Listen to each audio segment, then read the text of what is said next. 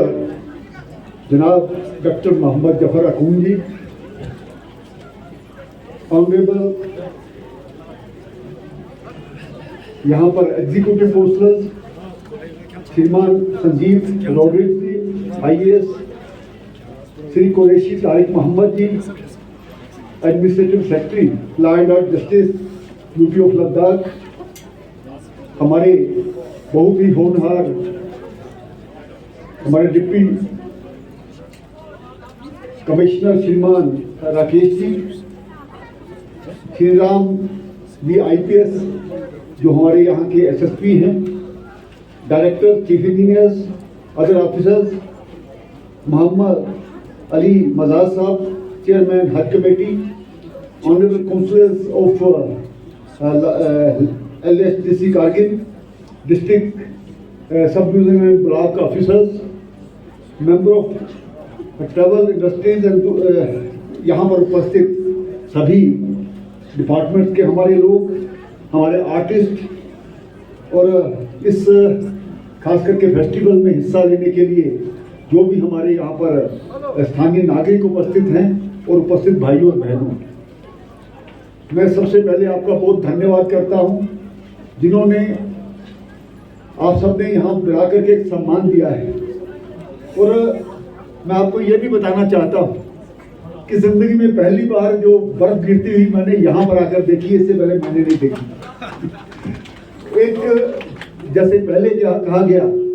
हम तो summer festival मनाने आए थे लेकिन यहाँ विंटर फेस्टिवल मना रहे हैं। और वाकई में बहुत कुछ देखना था। यहाँ पर राफ्टिंग हो रही है, यहाँ पर जिस प्रकार से अलग अलग आपने ये जो गेम्स रखी थी, इससे कोई फर्क नहीं पड़ता कि आज यहाँ पर बर्फ गिरी है और हम इसको हमारे बच्चों ने या दूसरों ने इसको एंजॉय नहीं किया। इस फेस्टिवल को लगातार मनाते रहना चाहिए। मैं आपको विश्वास दिलाता हूँ, जिस प्रकार से हमारे केंद्रीय मंत्री श्रीमान रिजू जी ये क्या करके गए हैं कि भारत सरकार की ओर से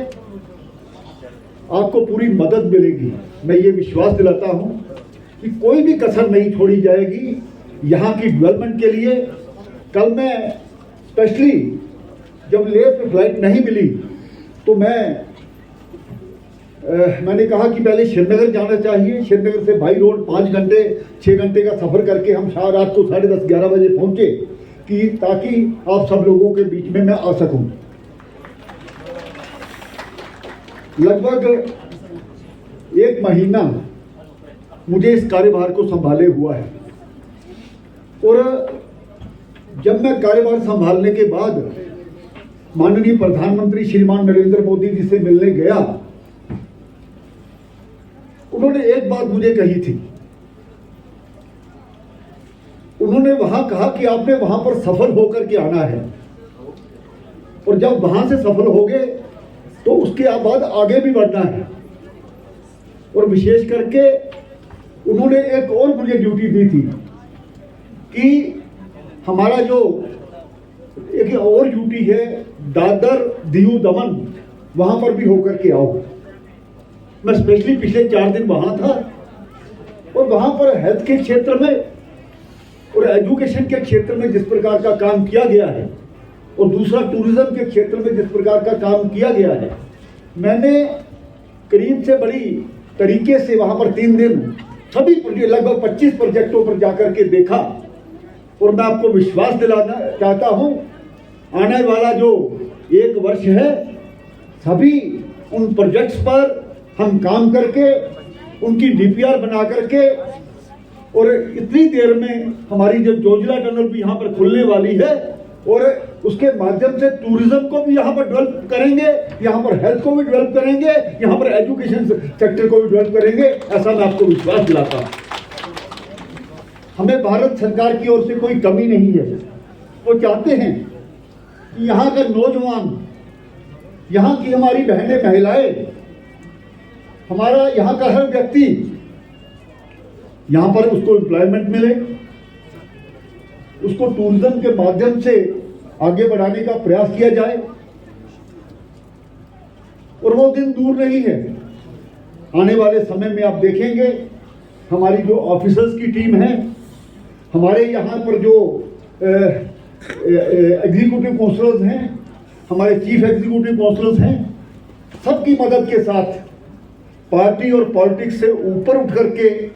हम इस सुरू वैली के विकास के लिए कोई कसर नहीं छोड़ेंगे, ऐसा मैं आपको विश्वास दिलाता हूं। मैं आपको ये कहना चाहता हूं,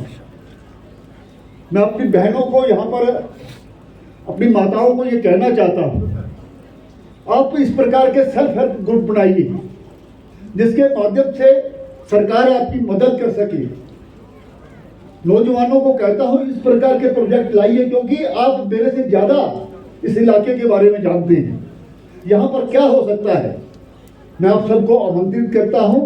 किसी के दिमाग में भी अगर कोई भी इस प्रकार की बात है जिससे हम इस वैली को डेवलप कर सकें, हम उसको पूरी तरह से एंटरटेन करेंगे और उसके लिए पैसा भी उपलब्ध कराएंगे और उसको यहाँ पर लागू करने का प्रयास भी करेंगे।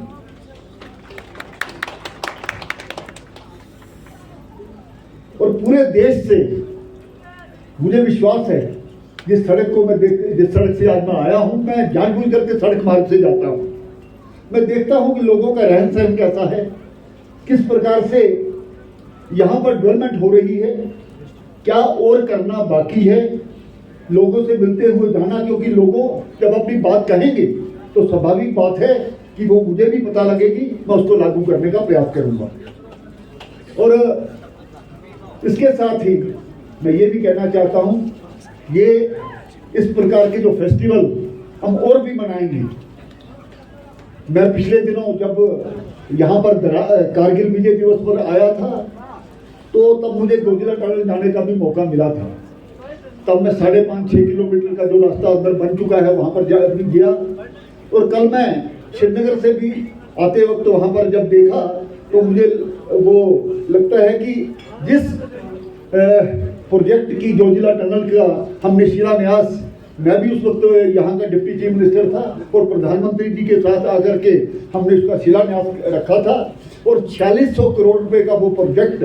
जल्द ही पूरा होने जा रहा है। और इस आने वाले, मुझे लगता है कि फाइनेंशियल ईयर जब खत्म होगा मार्च अप्रैल, तब तक ये हमारी टनल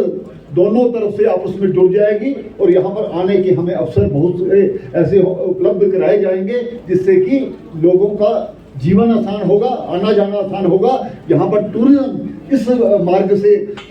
वो अमरनाथ यात्रा के लिए भी जाएगा और बाकी यहाँ पर एडवेंचरस जो हमारा टूरिज्म है उसको भी बढ़ावा दिया जाएगा। एक बार फिर मैं आपसे ये कहना चाहता हूँ कि हम लगातार मिलते रहेंगे। मैं चाहता हूँ कि लगातार यहाँ पर आता रहूँ, कोई ना कोई बहाने से आप बुलाते रहिए। ये फेस्टिवल केवल एक दिन का फेस्टिवल नहीं है, इसको हम पूरे वर्ष का फेस्टिवल मनाएंगे और हर दिन यहाँ का जो हमारे लोगों का जो जीवन है एक मेले की तरह हो और हमारे लोग बिजी रहें, टूरिज्म के माध्यम से यहाँ लोग आते रहे, उससे मिलते रहे, इस प्रकार का यहाँ पर हम माहौल बनाएंगे। और एक बार आप सभी को मेरा हाथ जोड़ करके नमस्कार, जिन्होंने इस इतनी बर्फबारी में भी आकर के हमने लोगों के लिए स्वागत कार्यक्रम रखा। और यहाँ पर जो भी आपने स्टॉल्स रखे थे, ठीक है, कुछ कारण से वो संभव नहीं हो पाएगा, लेकिन आने वाले समय में मैं ये भी बताता हूँ कि जो आज हम टेंट में बैठे हैं, जब हम आगे मनाया करेंगे परमानेंट यहाँ पर एक इस प्रकार का वो हम यहाँ पर देंगे ताकि किसी को यहाँ पर बैठने में या दूसरी चीज़ों में दिक्कत ना हो। और एक बार फिर से इस सुरू वैली के फेस्टिवल आप सबको मुबारक। और आपने मुझे यहाँ जो